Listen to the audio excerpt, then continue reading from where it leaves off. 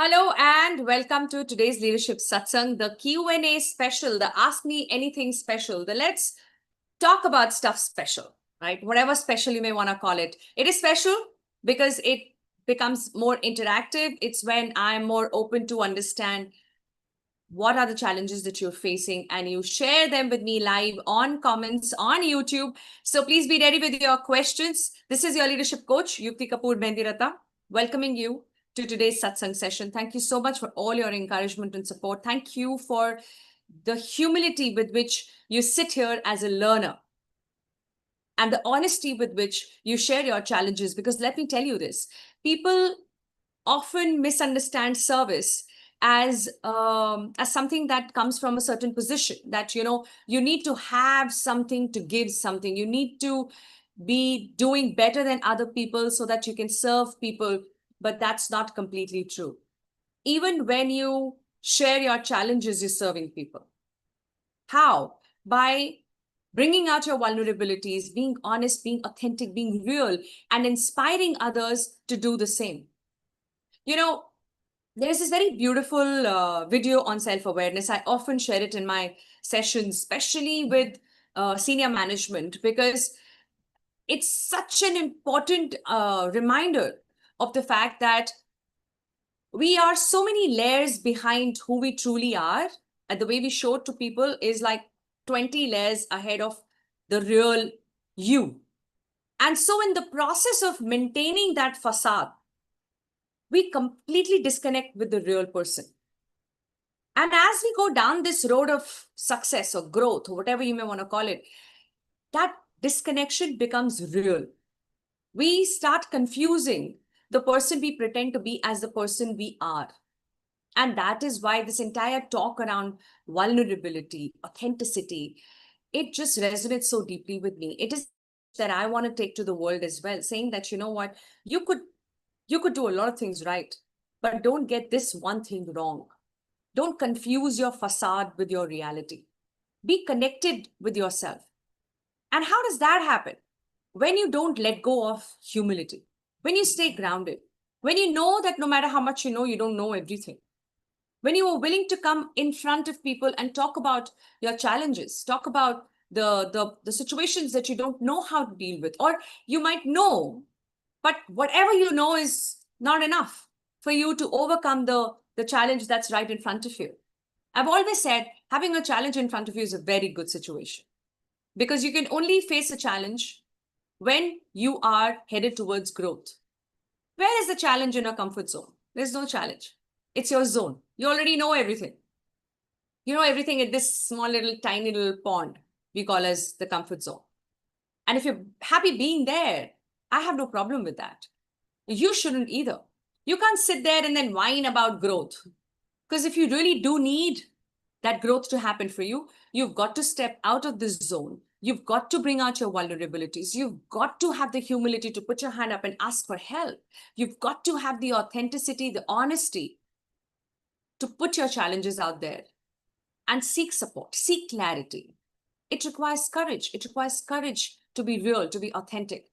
And every single person who's been a part of this leadership satsang journey with me is one such person who has the courage to be real. So thank you so much for being that person.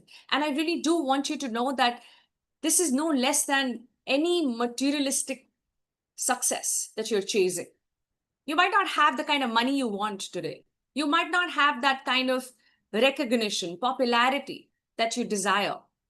But if you are someone who can be honest, who has the humility to learn, who has the courage to speak up the real stuff, and not the stuff that makes you look good, but the stuff that makes you look authentic and feel authentic, it's a huge, huge success to be able to become that person.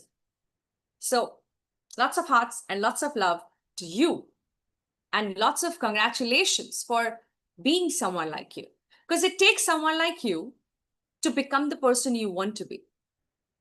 That someone who is a version better than this someone. But this someone that you already are is way better than many other people who look successful on social media, maybe even bank accounts. But let me tell you this, the real happiness is internal, is intrinsic. The real happiness comes in when you're able to sleep well. That's a testimony of you doing well in life.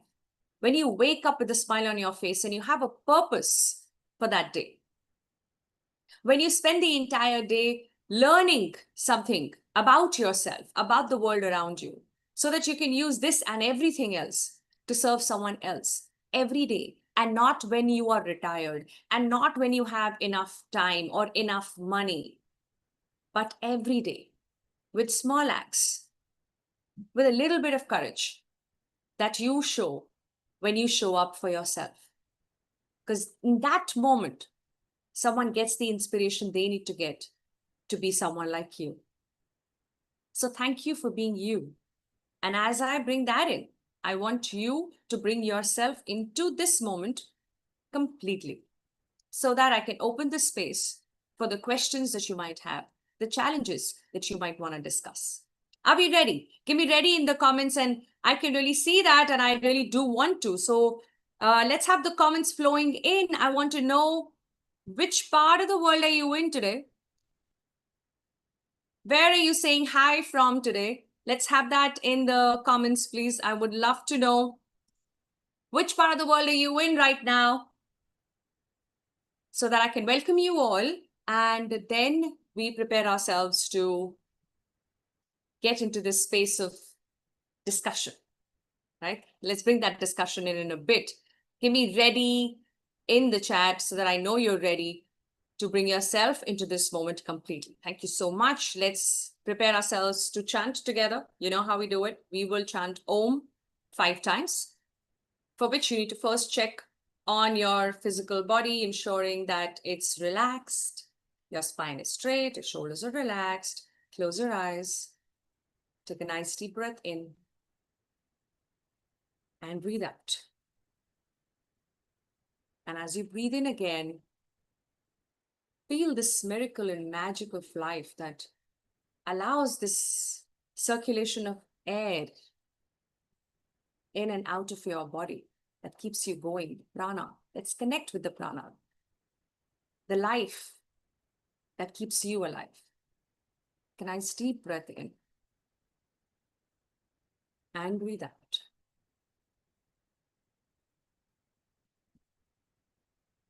Quickly scan your body for any discomfort anywhere and let it go.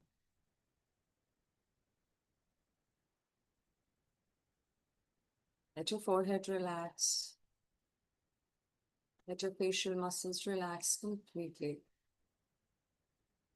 Relax. Relax your shoulders. Relax your entire body.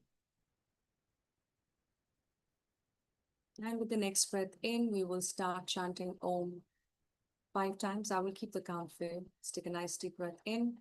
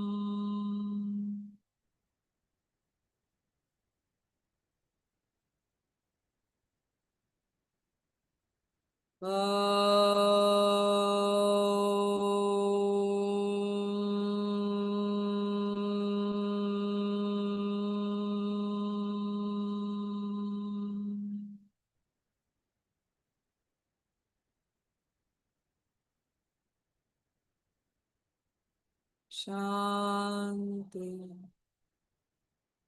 Shanti. Shanti.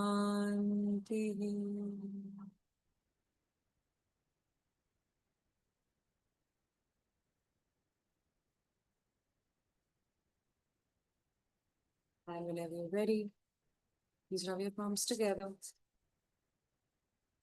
and gently place them on your eyes, on your face, neck, shoulders, and your entire body, and slowly come back. Let's come back to this moment and give me 100% in the chat if you're here 100% with me. And also mention the location, which part of the world are you joining in from today? Yeah, thank you, Bharti, for being here from Patna. Thank you, everyone, for being here week after week after week. And I love that. I love the unsatiated hunger that some of you have to keep learning, keep growing. And I'm one such person myself. I don't think there is a single 1st of Jan in any year when I'm not sitting with my learning plan for the rest of the year. So the first day of every year, it's a ritual that I follow. I party hard on 31st and I sit back on 1st and plan the entire year. It doesn't always have to go as per your plan, but as it said, if you fail to plan, you plan to fail. It's important to have a plan and then you go with the flow. But not having a plan is like being all over the place. The plan is not necessarily restricted to just your financial growth, because you know what, ironically, financial growth is not possible without learning, which means you need to have a budget for your learning plan as well. You've got to invest in that, because when you're investing in your learning, you're actually investing in yourself. And if you can't invest in yourself, then how do you expect anyone else to invest in you? Isn't it? So I'm often sitting on the other side listening to startup pitches when people come with great ideas to disrupt the market and revolutionize the world and all of that. And one ask that any investor would always have, whether it's an angel investor or a venture capitalist or anybody, would always ask you one question. How much have you invested in your own business? Because if you have no investment at all, then you don't have your skin in the game. Then you don't believe in yourself. And if you don't believe in yourself, if you're not willing to put, your own buck there on the table, you cannot expect anyone else to put anything there. Isn't that fair? Give me fair in the comments if you think that's fair. That's fair, right? If I'm not going to put anything out there for myself, how do I expect people to invest in me? And that investment reflects in where you choose to spend your time, money, and energy. Where are you putting in that effort? Is any of that included in your learning plan? Are you making your learning plan as a part of the effort, the investment that you're willing to put in yourself? Someone like me would always look out for that too. Even if you have a great startup idea, how are you ensuring that you stay ahead of the curve? How are you ensuring that you stay abreast with what's happening, a step ahead? And that happens when you continuously invest in conscious learning. So if that's something you haven't done in the month of January, do it in the month of August. Do it now. Do it in September. The 1st of September, another four days, if that's an excuse, to give yourself a little more time. And if 26 doesn't sound like a good day and 1st sounds better, do it on the 1st of next month. Because it anyways should have been done as of yesterday. Isn't it? If you agree with that, then give me agree. And more importantly, tell me if you've actually done this, if you have a learning plan. Okay, say, I have a learning plan in the chat, please. I would love to know if you have a learning plan. Have you created one for yourself? Have you invested in your learning? Not something that comes in the form of a free webinar here and there, or a free course or something worth $500 or $1,000 here and there. Some, low hanging, easy stuff that fell on your lap and you just did it. Or for Christ's sake, you kind of including picking up books from the airport or elsewhere as bestsellers and counting that as your learning plan. That is all a plus plus, like a default way of learning. But learning actually happens by design, which means You've got to plan what is needed to be learned by you.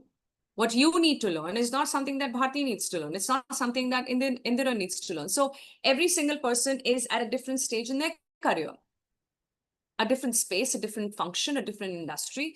And so it's important to understand what will help you to be ready for your next level. And keep it as simple as that. Trust me, in my decade-long stint with the corporates, I worked with the banks for over a decade before I plunged into entrepreneurship. Many of you who follow me would know this. I have always looked at the next step forward. And honestly, I always felt that I was a little late to get to my next level, even though I was way ahead in terms of the pace at which I've grown in my career. To my mind, the expectations that I had for myself were always a little more. But that wasn't from a critical standpoint. That was from, wanting to push myself to do more, wanting to keep myself out of the comfort zone at all times.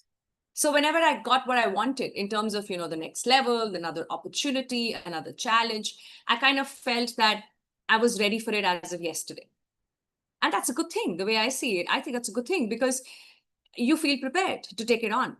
And that's when you have the confidence to say, okay, bring it on. I'm ready. And that's when you're able to ensure that you do justice to that opportunity, to that someone's trust in you when they hand over that project to you, that initiative, that opportunity to you. And you know what? If they don't, you create one. A lot of times in my corporate stint, I created my own small little startups. You know what I mean? Like little initiatives here and there that nobody cared about. I took the permission to be politically correct, to follow the protocol, to kind of not rub anyone on the wrong side, ensuring I do what I do, but always asking for more. And when I didn't get that from my higher ups, I just created something. And my higher ups or management never thought much about it because they had nothing to lose. If it didn't work, it's all good because no one expected it to work anyway. And if it did, it will help the bank, it will help the organization. In the process, it helps me. Whether I fail or I succeed in everything, in any result that would follow from that initiative would be a learning that you cannot get from books. You cannot get sitting and waiting for someone to give those learnings to you. So my humble request, if you are genuinely invested in creating an exponential career for yourself, do not wait for those opportunities to come to you. Go get them, create them. Find little windows here and there to bring up an initiative that can help the organization to achieve that bigger picture, that can help your boss to achieve what he or she is supposed to achieve. You see, it all keeps folding up. It folds up. It's not about pleasing the person who's higher up. It's about aligning your efforts with their purpose, their objectives, because their objectives are aligned to people who are higher up from that position. That's how the entire organization is structured. Whether you call it a lean organization or a hierarchical organization, ultimately the logic remains the same. Simple formula for you to not just be successful in your career, but also have the fulfillment of doing something meaningful, right? And if you can't find meaning in what you do, create work that's more meaningful. Never, ever hesitate from work, from creating work, from asking for more or creating more for yourself, because that's where your learning lies, learning that you cannot get in any other way. All right, so with that, I'm going to take a pause and quickly check with you on the questions that you have to bounce off today. So please put it in the comments. What are some of the questions you want to bounce off? I do have a learning plan and spend 20% of annual income for learning. Of course you do, Indira, and I know that, and I'm so proud of you for being that person. Very few can really do that. That's a real investment in yourself. And I'm glad that you value yourself enough to invest in yourself. So that's fantastic. Thank you for sharing. No such learning plan. Let's create one. Bharti, you're a source of inspirations already for so many people. And so you're watched carefully. Let me tell you that. When you hold a certain position, not just in terms of title, but also in terms of respect that you've earned from other people, you are responsible for your actions a lot more than many others around because they look up to you. right? They think whatever you do is the right thing to do. So you've got to be very mindful of that. It's a responsibility that comes with success, that comes with respect, isn't it? Okay, wonderful. Emocha, you love learning new skills. That's amazing. That's amazing. Let's keep that spirit going. Yeah, let's put out some questions in the comments, please. I would love to know what are some of the questions you have on your mind today that I can help you with. Traveling to Kolkata from Bhubaneswar on Vande Bharat. Oh, amazing. Okay, wonderful. Have a safe journey. Yeah, I'm going to wait for your questions to come in. In the meantime, I'm also looking into the questions that I often get on email. If you haven't yet made a note of my email, you should. And in the subjects, please mention question for leadership satsang so that I don't miss it out, right? I must confess, I'm not very regular with my mails in the sense that we don't operate through emails in my business with my team. We're pretty much real time on WhatsApp, but I have the discipline of checking my mails once a day. And that means that I don't necessarily go through all, but I will definitely go through a mail which could have a subject related to satsang where I know that you're parking your question, and I will do my best to bring it up in the upcoming sessions. Okay, wonderful, Bharti. All the best. Make a learning plan where you will invest some time, effort, and money. All three resources need to be invested wisely. And trust me, what you will get is a very, very high return on this investment. All right, so here is a comment. When change comes our way with favor for us, we like and enjoy and welcome and excited. At the same time, when changes comes with unfavorable conditions, then we feel hit and take time to adapt to it. Yeah, that's true. That is true. There is always some level of resistance to change. Why do we like changes which are initiated by us? Because it's not very sudden in nature, right? When you're thinking of changing something, you're already preparing your mind. There is some bit of priming that's happening. And that priming makes the whole process of change a little more familiar than otherwise. And when change is driven by somebody else or something else, it feels very sudden. And then most of the people would give a knee-jerk reaction to it, which is resistance. Like, why change? And that question is the resistance that you need to overcome. You need to understand or find reasons why that change will serve you. And that doesn't necessarily mean that change is always good or change is always required. And you have to forever keep changing and reinventing. Not necessary. We need to see what change is required that helps us to create a better version of whatever we're doing, including ourselves. Right? So it gets difficult to accept how to approach change with balanced approach. Okay. So let me put it this way. We have an inherent sense of resistance towards change.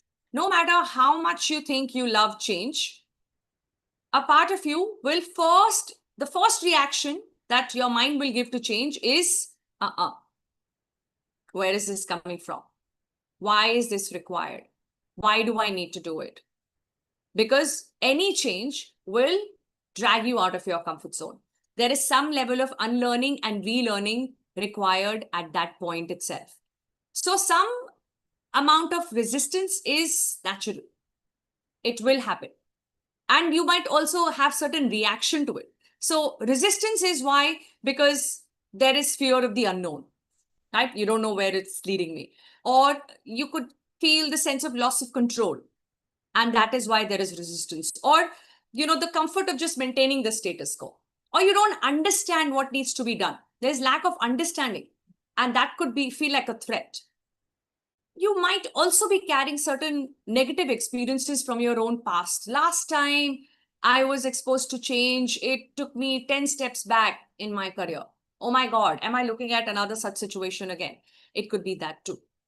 So when you face resistance, it's a good time to sit back and reflect a little bit. What is this resistance and where is it coming from? That's a very important question to ask yourself, because you know what? There is something called as a change curve. And it's not just people, but even organizations, which is a group of people, they go through this change curve. If the change is massive, if it's something that is completely shaking up your BAU, business as usual, your normal day at work or in life, the first reaction or first level of this curve is always shock and sometimes denial, that you don't want to accept that there is change around the corner, or that change is now inevitable, or that you don't have a choice but to accept change. So you will go through that shock and denial stage. That's the first level. And then you come to a stage where you face resistance it's like in the face. There is frustration, there is resistance. You want to find every reason to not do it. And you might give those arguments back to people who are pushing you for this change. The third level, in terms of the framework, is called as depression. But I think it's a very strong word. But basically, it's a stage where you feel that your energy is low. You're not as excited about your work as you used to be.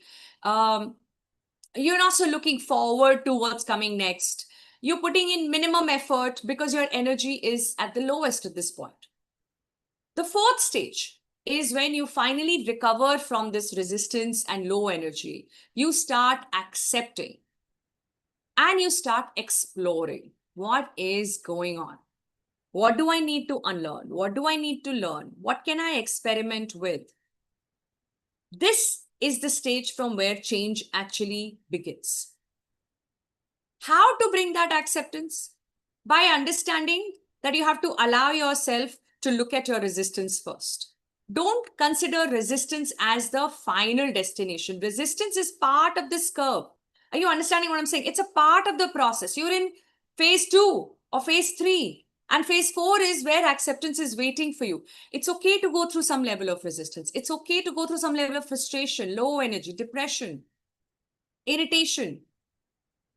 And beyond that lies the logic behind all this effort, behind, the change that you're creating or you're a part of. So when you start understanding and appreciating those reasons is when you start developing that acceptance within you.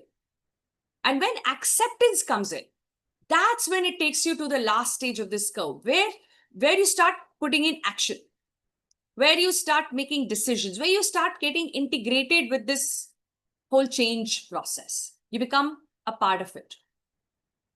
And when it happens at an organizational level, there are a lot of casualties, which means there is a lot of fallout. A lot of people will quit. A lot of people will be silently disconnected, right? They will lose interest in their work. A lot of gossip starts. You notice that? When there is any acquisition happening or major change an organization is going through, you will see water coolers become busy. Now, we don't have water coolers anymore, but there was a time when, they were actually installed in organizations. I remember we had one in school and we all would stand there and just gossip, like literally. So that's where the phrase is being picked from. And we are talking about everything that is unproductive, everything possible. Like, people are crazy, this organization is going to the dumps, and my boss is an idiot, and the senior management has no clue, and whatever else. Everything that's happening in those conversations is nothing but a sap of your leftover energy. Someone like you, a conscious learner, a conscious leader, would want to conserve that energy and allow yourself to go through all of it here. It's okay. Go through it. And then know that at the end of it all, the acceptance is a function of your willingness. It's a function of your willingness. Willingness for what? Willingness to look for the reasons that you don't understand yet. Try to understand the story behind the story, because there is always one. There is always one. Right? So what are some of the traits that you should develop in yourself? If that's the point at which I would want to conclude this, I want you to make a note of a few traits that you have to consciously develop, so that anytime you're facing change, you face it with a smile on your face, right? Where there is more willingness, more energy, more courage to not just be a part of the change process, but become a change agent yourself. How many of you would want to know what are those 6 traits that I would strongly recommend you to develop consciously? Give me BIO, bring it on in the comments. Say bring it on in the comments if you really would want to proactively prep yourself up for change that you might face in life. And you know what? You will. Always, always. There is always some or the other change happening around us. And when we start preparing ourselves for it, it just becomes a very easy process. It might not be joyous at the start, but it becomes easier. And that helps you to do the right thing at the right time. Yeah, Sunita says BIO. Is anybody else interested to know? Give me BIO in the chat. If you want to know what are those 6 traits that you must develop in yourself so that change becomes easier. You're more receptive of it. You're more prepared for it. Yep. Do I hear a bring it on the other side? And if that's what you're saying, then make a note of it. The first important trait to develop is to understand how to become a visionary, how to create a vision for the future. How does that happen? That happens when you widen your canvas, when you start exposing yourself to things that you have little knowledge about. You start going deeper and wider at the same time. It's about exposing yourself to the unknown more often than you ever have done. That's what makes you a visionary. So develop that, develop a vision. The second important trait is to develop resilience.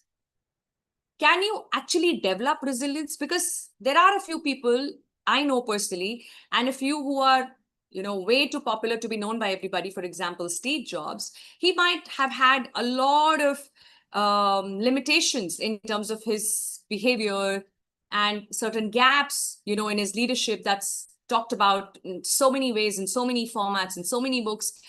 But the man had the strength, the skill of resilience. It was just something that was his first nature. And that does not mean that people who don't have that as an inbuilt skill, they can't develop it. You can learn how to develop more resilience. That's the second important quality to have. The third is adaptability. Know how to adapt. It takes subconscious learning to be able to do that. Fourth is empathy. Work on empathy. Empathy is not just about being sensitive. I can go on talking about empathy. It's such a deep topic, such an important one. I've had so many workshops I've put out, so many courses that I have conducted myself just to help people understand how to bring in more empathy in yourself as an individual and how to bring that empathy in your communication. How do you communicate with empathy? It's a different skill. There is a formula there. There is a syntax there. There is a way to express yourself when you want to reflect empathy in your communication. So something that you should look out for and try and learn. The fifth important skill is communication. Effective communication, clear communication, relevant communication, appropriate communication, more importantly, a two-way communication, not a monologue, not you talking, others listening, but you being willing to listen to others as well. And the sixth is influence, learning how to influence people. Then you become a change agent yourself. And let me tell you this, the change agent doesn't necessarily have to be the senior most person. You don't have to be at the top of this pyramid to be a change agent. In fact, more often than not, change agents are somewhere in the middle. These are people who are respected by other people, not for their title, but for the person, the character that they hold, the personality that they have. When they say something, others believe it. They trust, they value. And because they trust and value your word, you have an influence on them. What you say matters. You agree, they agree. You disagree, they disagree. That's influence. If you can learn how to become an influential leader, you will understand what superpower really means. Right? Power. The power to influence people without having a title. That is the real power. Can you develop that? Of course you can. You've got to find the right method for doing that. And you can become an influential leader. When you start working on these 6 traits, is when you know how to deal with uncertainty, how to take people along with you, not just you being ready for it, but you having the influence, you having the understanding with your level of empathy to know the fears others might experience, and then giving them reasons, courage, support to join the ride, to be a part of this process. Right? Change is beautiful. And as you bring in the willingness to embrace it, it starts getting easier and easier. And then you come to a stage where you are just flowing with it. You allow the flow because it is there for a reason. The only problem is we probably don't see what the reason is because we're just stuck at that resistance stage. I hope I've been able to answer your question, Indiran. And if that's true, give me your confirmation in the comments. And while you do that, I would love to know from the rest of you, Kiran, Jairaj, Surendra, Bharti, tell me, was this a useful response? Are you taking away something? And if you are, you know what we do in our community, right? We thank the person who's asked the question. And we also share our specific takeaways, because when you put your takeaways together, you allow somebody else to take something away from that conversation, their own learning, their light bulb moment, as I call it, or a mind-blowing moment, right? We got to keep blowing this mind, which gets stuck in its own pattern. And the way to break that pattern is to be open to learning, be open to challenging yourself, challenge what you think you know, and then go beyond that and be more willing and open to what you know you don't know, right? If we do just this much, it's enough for us to keep going ahead one step at a time. With that, we conclude today's session. That's all the time we have, guys. Thank you so much once again for joining in. I would love to know from you in the comments, how was the Satsang session today? How did it serve you? Could I reach out? Did it make sense to you? What are your ways to deal with change? What would be your answer to this question that I've taken up today? Would love to know in the comments. Please keep that coming. And I will see you next week with another important insight in the space of leadership and spirituality. Till then, please take good care of yourself. Thank you so much. God bless you all.